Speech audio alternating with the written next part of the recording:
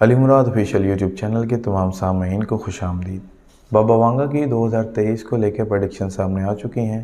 بڑے بڑے مذہبی اسکالر اور تجزیہ نگار ان پریڈکشنز کو لے کے چامگوئیاں کر رہے ہیں۔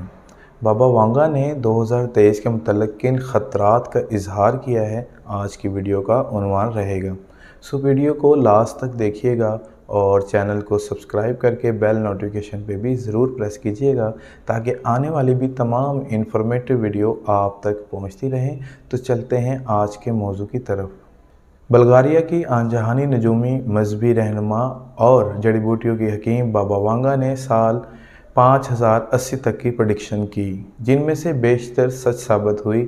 یہی وجہ ہے کہ بابا وانگا کی پریڈکشنز کو اہمیت دی جاتی ہے۔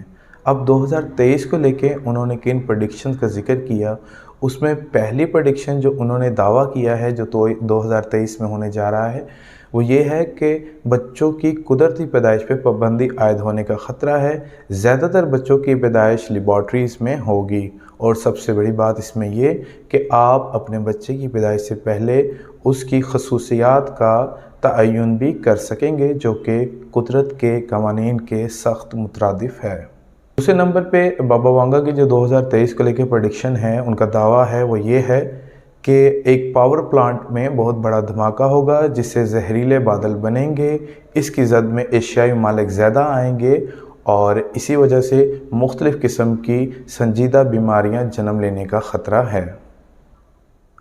اب نمبر 3 پہ اگر بات کریں جو پریڈکشن بابا وانگا نے کی ہے وہ یہ ہے کہ زمینی مدار میں تبدیلی واقع ہونے کے بڑے واضح چانسز ہیں، جو کہ ماحولیاتی تبدیلی کا باعث بنیں گے اور گلوبل وارمنگ میں بھی اضافہ ہوگے، جو کہ انسانوں کی زندگی دشوار کر سکتا ہے۔ جو آخری پریڈکشن انہوں نے 2023 کے حوالے سے کی ہے وہ یہ ہے کہ بڑے ممالک کی طرف سے دوسرے ممالک پہ حیاتیاتی حملوں کا خطرہ ہے، جن حملوں میں ہزاروں انسان اپنی جان سے ہاتھ دھو بیٹھیں گے۔ بلغاریہ کی اس خاتون کی پریڈکشنز کافی حد تک ٹھیک بھی ثابت ہوتی ہیں، لیکن حقیقت کیا ہے اس کا علم صرف رب العزت کو ہے۔ ہمیں اپنے اعمال کی حفاظت کرنی ہے اور اللہ سے صرف اچھا ہونے کی توقع رکھنی ہے۔ آپ کا ان پریڈکشنز کے بارے میں کیا تصور ہے، کیا رائے ہے؟ ان قیمتی اور خوبصورت خیالات کا اظہار آپ نے کمنٹ سیکشن میں ہمارے ساتھ ضرور کرنا ہے۔ ملیں گے ایک نئی ویڈیو کے ساتھ، ایک نئے موضوع کے ساتھ۔ تب تک اپنا بہت زیادہ خیال رکھیں، اپنے بھائی کو دعاؤں میں یاد رکھیں۔ ملتے ہیں ایک نئی ویڈیو کے ساتھ۔ اللہ حافظ۔